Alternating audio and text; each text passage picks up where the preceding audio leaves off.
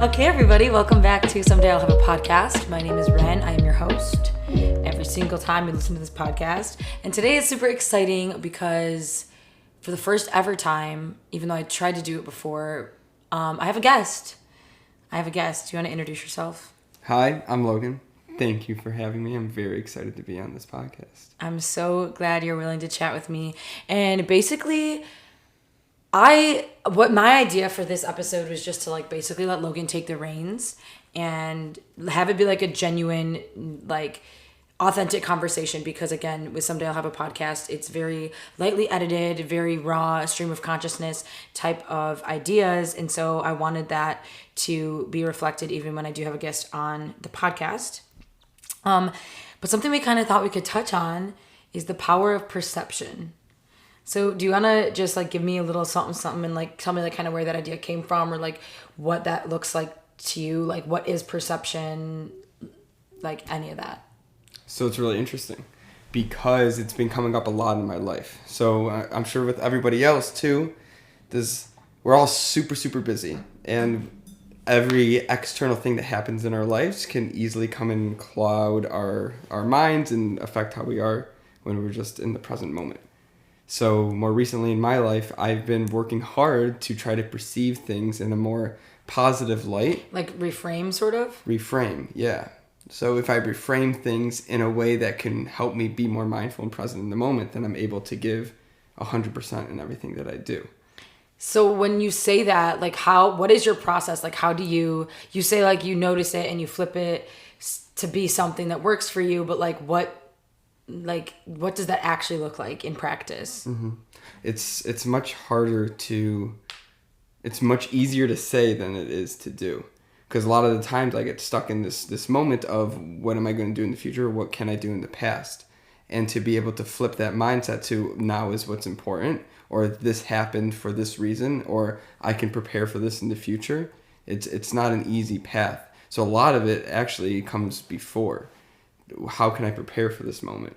You can meditate, you can eat good, you can exercise. But I feel that's funny you say that, because it almost contradicts the idea of being in the present moment, right? If you're preparing for the next moment in advance, do you get what I'm saying? How does that really, how do you find a balance, I guess, if it's both of things?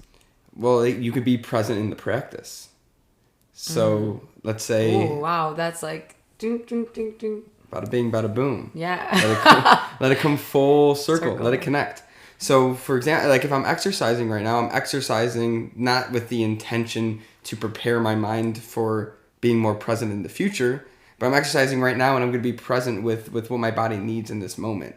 And with that continuous repetition of I'm in this moment right now and that's what I'm focused on, then when something else comes my way, I'm able to perceive that in a more realistic light rather than an overthinking spiral.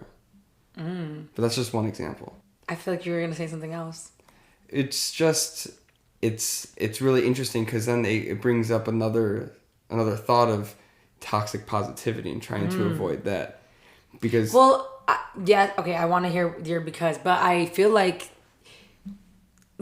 it's I totally get what you're saying, but it's the idea of okay, we do create our own reality, and how we perceive things is how we see the world, and so we are in control of that.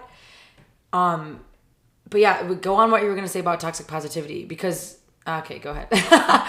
If you remember what you were going to say. Yeah, no, I mean, what you said actually brought up another point. It's just we have a certain amount of control of how we are looking at the world and how we're acting towards the world, but we don't have complete control of all the external circumstances that happen. Right. We do have 100% control of our reaction. Yeah. And that's what we need to practice and try to facilitate. But that reaction, we have to be careful not to reframe it as, every situation's positive. Every situation's going to work in our favor. Because in reality, it's not. Yeah. We can take into account privilege, and some people are more fortunate to have other things than other people may. And life might come easier to some other people because they started a little bit further ahead on the racetrack. Yeah. Right. So it's about perceiving a situation as what it is rather than perceiving it as what it should be. I feel what it should be, and oh my God, I just had a really good thought and it's leaving the train station. Yeah, or like accepting it for what it is and like removing yourself. So instead of like, this is happening to me, oh my God, like why is this happening to me? Like accepting it that it's just happening, and sure, you're witnessing it and like you're part of it. But it's also like, it's not like the universe like being out to get you, or honestly flip the other way around. It's like, it's not always like I deserve this good thing. It's like, okay, I'm gonna accept that this really awesome thing is happening to me. And sure, I feel like a lot of the time it's like, because you work towards it, or like you put yourself in a situation to have good things, you know, but also like accepting all of those moments as just like it's, I'll take it for what it is and kind of what it's like presenting to me, rather than like to me. The victim mentality. Yeah, exactly. It's dangerous. Yeah. And again, like it's like we have the power to take ourselves out of it. But I think again, it comes back to like being able to practice it and like be mindful of like when you're putting yourself in that, and how you can reframe. What do you do to put yourself in that position? I don't know if I'm there yet. Like I like to think that I am, but I feel like there's plenty of times where I react to things. I don't know. I feel like I definitely still get lost in a reaction, or like that those thought spirals of like, oh my gosh. And I was reading in the Untethered Soul today, because full circle, like you can very easily like consciousness, like our consciousness attaches to disturbances. And so like, it's very, very easy for you to feel like a brief moment of like, oh, that made me upset, but then to keep letting it replay, and then you're just manifesting on that sort of energy. And it could be something so simple. So your question, I think, was how do I get myself out of it, or what was your question? How do you prepare yourself for those situations? How do I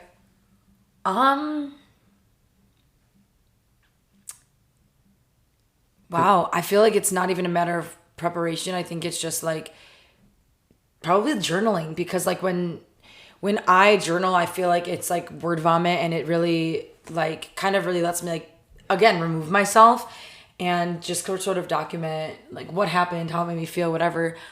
But then I start noticing like the patterns, and then I'm like, oh shit, like why am I thinking this way? Or like, what was it in that moment that made me feel this way? And so like being able to backtrack my thought process, I think prepares me then for the next time a similar situation or like a similar feeling arises, that like I know how I'm going to react almost. And I'm able to notice it. And I think that's what I'm saying. Like, I don't think I'm necessarily there yet, but I can definitely recognize when I'm reacting in a way that I don't like, even though I'm still reacting. If that makes sense. Recognition is all of it. Because once you recognize that you're in that spiral, then you already are looking out. Like, that's why journaling's so freaking awesome, is because you're literally taking a bird's eye view of yourself, and you're studying yourself of what type of patterns you have with certain types of situations. That is kind of crazy, though. It's literally like insane. A science experiment. Like it's a case study of yourself. I mean, that's what life is, and right? that's fully like, that's literally what people do to get the research that we have today. What about everything? Mm-hmm. Oh, that was kind of mind blowing. Yeah, and you're doing it, and it's really important to have those certain types of things to start to understand ourselves. Because once we do become present, and once we are able to perceive what is rather than what should be, then that's where true connections come, and that's where true opportunities come. Because literally anything that we do can be an opportunity. Yeah. But a lot of the times our thoughts can take us out of that, and the victim mentality can take us away from it.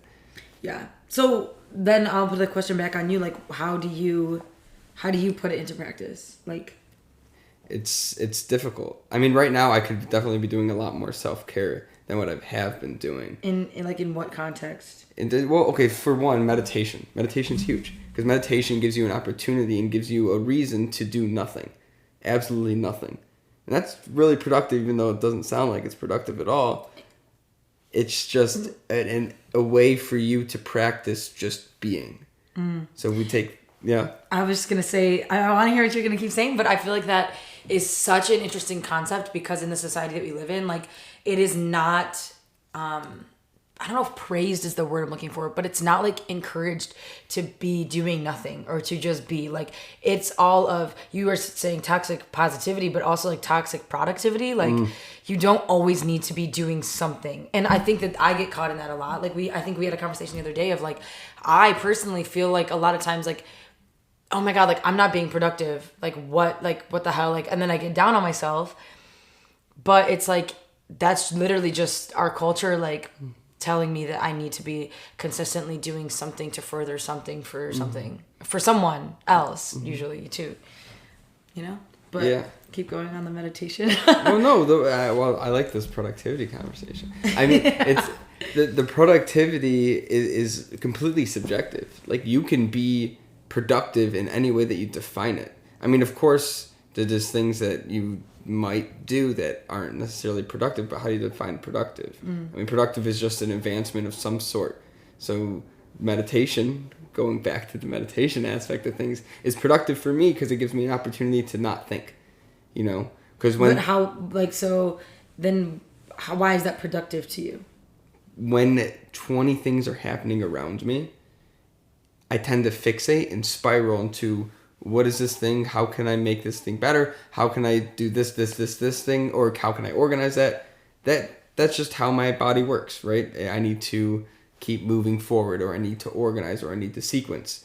But if I tend to meditate, then I can isolate one of those things and take it in for what it is, be present in it, and act 100% me towards it. Because if I am giving 80% of my life right now because of everything that's happening, if I give 100% of that 80%, it's still 80%. But if I'm able to take that 100% me from being present, so if I meditate and I get back and I fill my bucket, right now I'm at 100% me, and I can take this situation out of the 21 things that are happening around me, and I can be 100% towards that. And if I'm giving 100% me, there's going to be more things that come from it.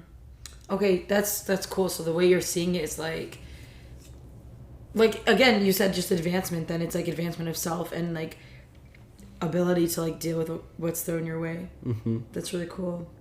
So if we go back to the idea of perception, giving yourself 100% you towards a situation can allow you to perceive something the way that you want it.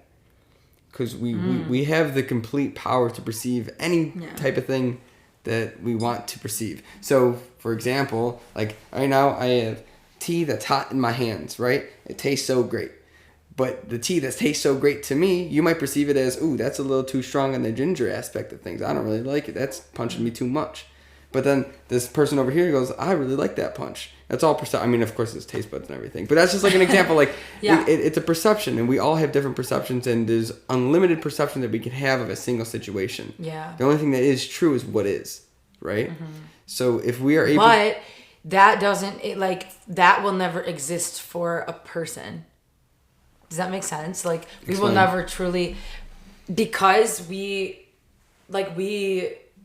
of perception, we can never truly understand or see what just is, because we automatically, because we have human brains, I guess, we automatically attach our own perception to it, or based on previous experiences, or whatever else. Not that really matters, because it's we all live in our own heads anyway, but it's what is can basically never be understood by a human. Yeah. Just from past experiences and everything like that. Because your perception is solely based on what's in your head, and because that's so different for every single person. What is even just for the example with the tea, your mug, the yellow that I see is not the same yellow that you see, even though we can both agree that it's yellow. Right. Do you know what I mean? Yeah, there's literally I don't know why that even matters. It doesn't really, but... How yellow this is? Well, no, just, the idea of, I guess if you make a big picture, just, it matters because everyone's perception is different. And if you can understand that, you can really heighten your human experience because you're less disagreement and less, more ability to empathize and shit like that, but... There's literally a whole culture that's dedicated to meditation and just being. Right? But then there's also the power of perception, right? If we are perceiving things in different ways, then this is what makes everybody a little bit more unique. Yeah, and I think that's also how you can expand your own perception is by being open to the other's perspectives. Really, like I don't know quite the difference between those two words, like definition wise, but I think it can enhance your human experience. Yeah. Right? If you can not that you can necessarily understand another's perception of something, but you can to listen to or be open to those ideas, I think expands the mind and the parietal lobe and all that. Mm-hmm. I'm really curious on people's thoughts on perception itself. Is it a good thing? Is it a bad thing? I mean, good and bad is all subjective. For sure. But do you mean good some or bad people thing? might believe in ultimate good, but is it beneficial towards society to have different perception, or is it more beneficial to just let things be? You know, there's. Oh, I see what you're saying. What do you think? I think there's pros and cons to both. I mean, I try to live my life more stoic, meaning if something comes my way, I want to see it for what is, and I can react to what is based off of what result I want from it, right? And I can use that, my own perception, or I can use my own thoughts and ideas behind how I can react to a certain situation if I just see it for what is. If I put some other weight to what is the external thing, then it might be harder for me to react in a positive way or in a productive way or in however way I want to react. Then I might feel pigeonholed to act in a certain way if this external thing has so much weight to me. Interesting. For example, today I was living my life. I was soaking up the sun at a coffee shop, getting some free coffee because of rewards. Yeah. Freaking delicious. Was really enjoying myself into some good music. Then boom, smacked my coffee, goes on my laptop, spillage. So I had two options in my head. I'm like, okay, this sucks. My computer could be totally busted. Or two, it happened. All I gotta do is clean it up. I chose option 2. I just got some napkins, cleaned it up. I'm like, all right, cool. Back to normal. We're good. Checked my volume. It was fine. Whatever. If it wasn't, then it wasn't. I'll take care of that. Whatever. Right. So then there lies the question of if your computer did not bounce back, how would you have reacted? I would like to say that I would have reacted the same. Okay, this has happened. I'm here for a purpose. This was not the purpose I was here. I mean, it happened. It's not the end of the world. Let me just move on. Right. You say that but it's for context for the listeners, Logan's finishing up physical therapy school and is studying nonstop for this big ass exam. So if your computer busted right now, what? I know how I'd react if I were in that situation, and it's I mean, we're different people, but I don't know. It's just interesting because then it's how do you? I know this kind of changed the subject, but how do you? I guess hold on to that control when something goes totally out of whack. Yeah. Or how do you I guess I feel like you're gonna say meditation, you're gonna refocus type of thing, but when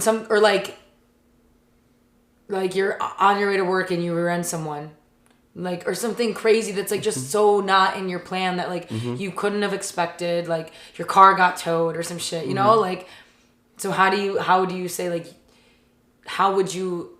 And not even you personally, hypothetically, how could you maintain that balance and realistically? I think there's beauty to giving up the control. So no matter what happens, if I rear end somebody, if my computer got busted, if I give up that control, okay, this did not happen, this was not part of my plan, now I got to do this, and that, right? That's going to put a damper on my day. It's going to put a damper on my week. I'm going to have to do... I'm not saying it's a good situation. These are all not the best situations to happen. But if I give up that control, then I'm okay, this happened. There's nothing I could have really done. Maybe there was something, but ultimately it happened. Yeah, but now it's over, so now... So all I can do now is act towards it, right? And continue living my life. Because is rear-ending somebody worth me having a worse day? Is it worth me acting in a negative mood light or in a fog mind to everybody else around me? Ultimately, no. Stuff happens to everybody every day. So then how do, like, I love that mindset, and that's an awesome way to look at it. But like, how do you achieve that, to look at it that way in the moment? Do you know what I mean? Like, that's a lifelong, like, I'm not there. Right. There's no way. Like, I'm going to continue to work for it for my life. And do I think I'll ever get there? Probably not. But I could try. Yeah. You know, I'm going to have good days. I'm going to have bad days. But my goal is to have more of these good ones than they are bad. I feel you. It's so interesting. Like, I mean, yeah, again, it's like the victim mentality thing. It's like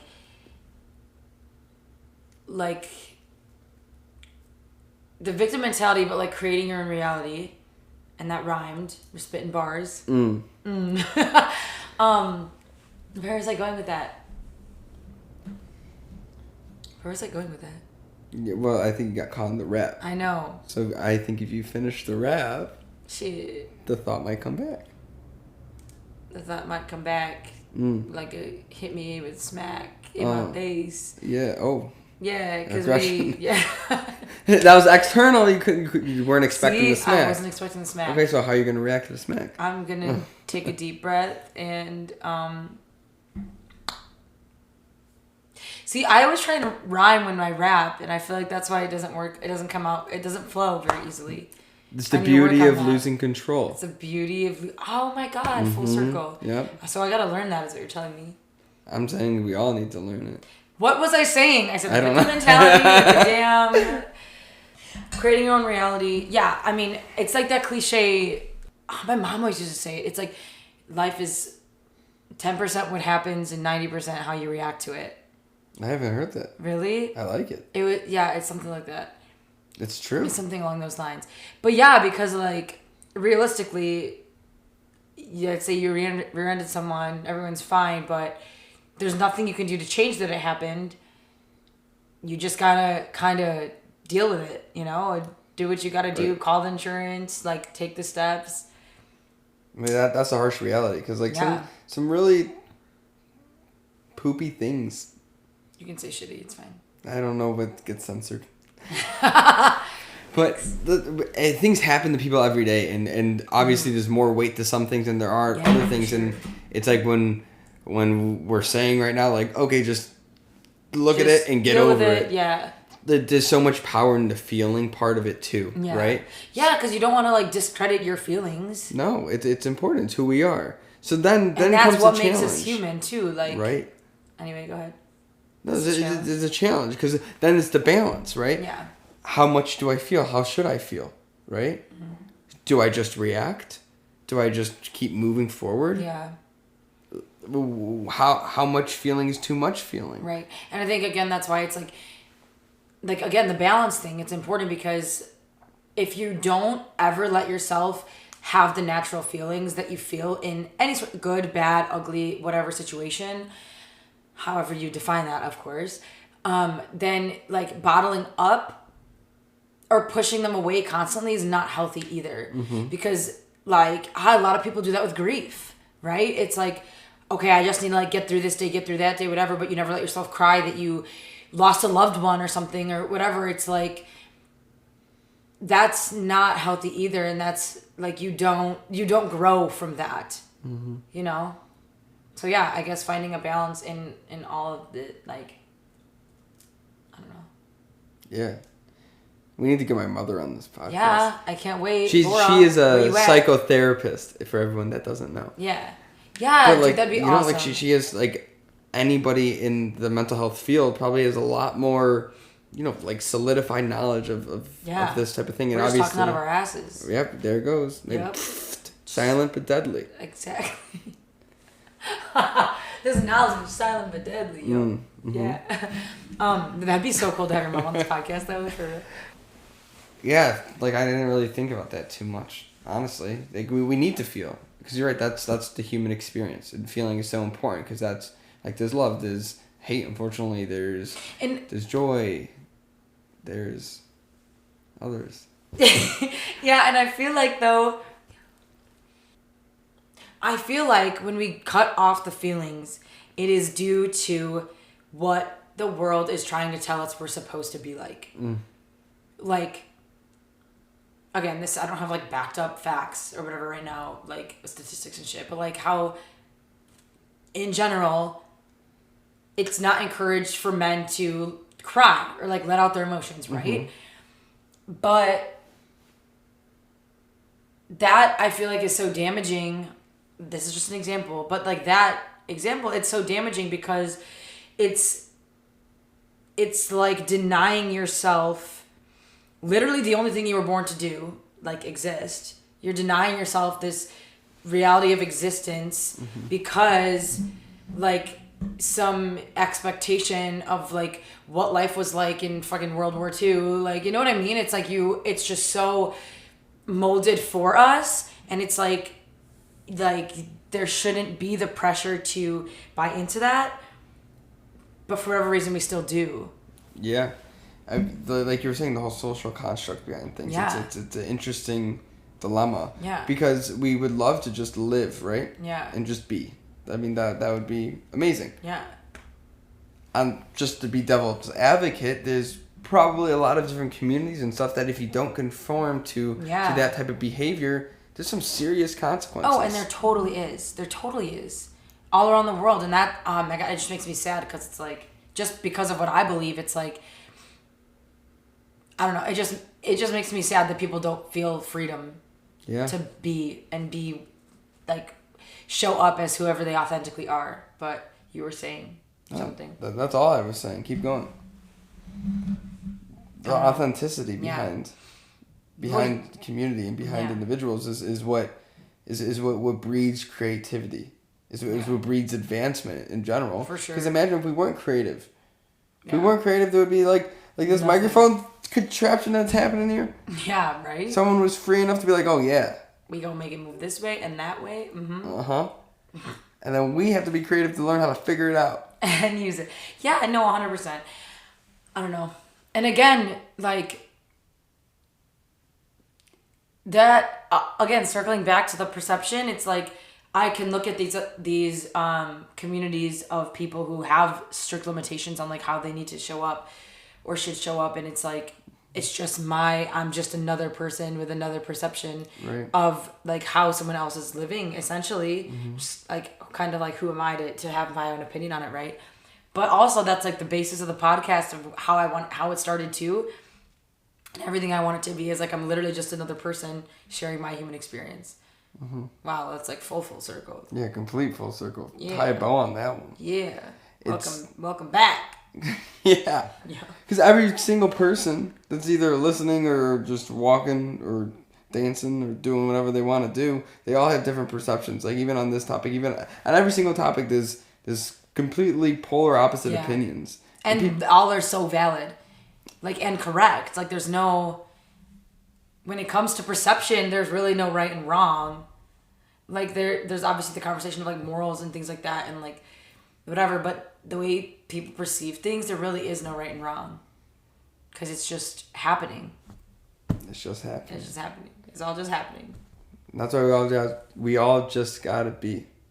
And once we be and we just share the love and our true selves to everybody around us, then we can all grow together. So I guess that's the whole purpose of why I want to talk about the power of perception, because if we can perceive things in an objective way as best as we can while still feeling the way that we feel and reacting to just what is, then we can continue to give. And if everybody gives a little bit more, I can guarantee you the world gonna be a better place. Oh, yeah, to say the least. Yeah, I like that. Hell yeah, we're coming up on about a half an hour. Ooh, that's crazy. That's a TV show without commercials. With commercials. I guess it could be TV show with commercials. Okay, awesome. Do you feel good about this how this conversation went? Is there anything you want to add?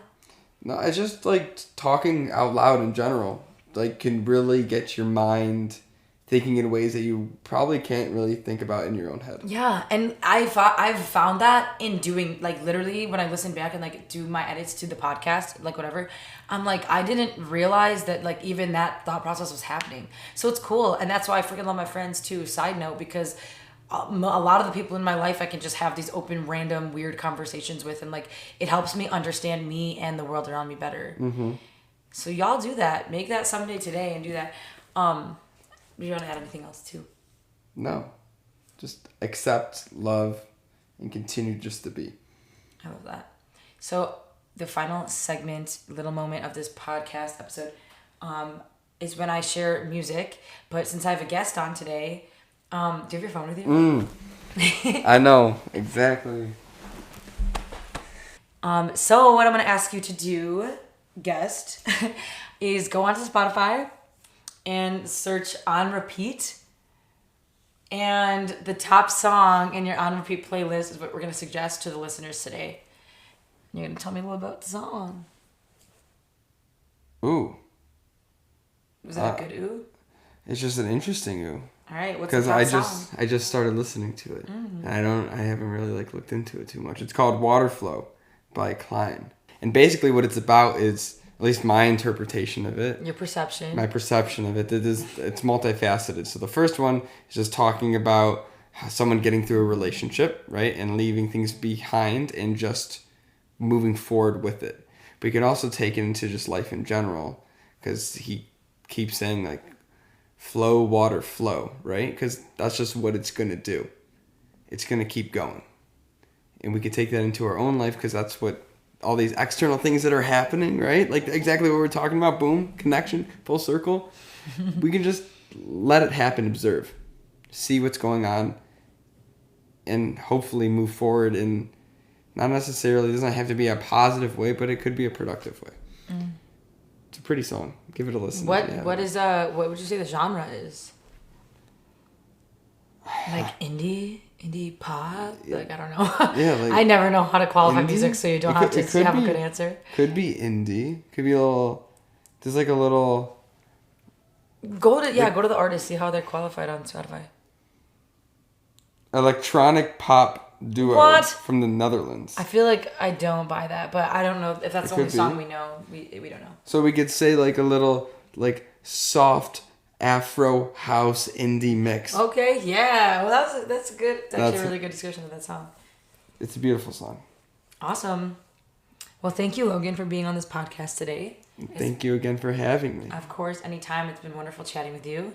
I know we don't get to talk a lot these days, so. So I just want to encourage all of you to make your someday today. That's where this podcast came from. I just kept saying I was going to do something someday, and I just had to start doing it. So whatever that is for you, make that someday today.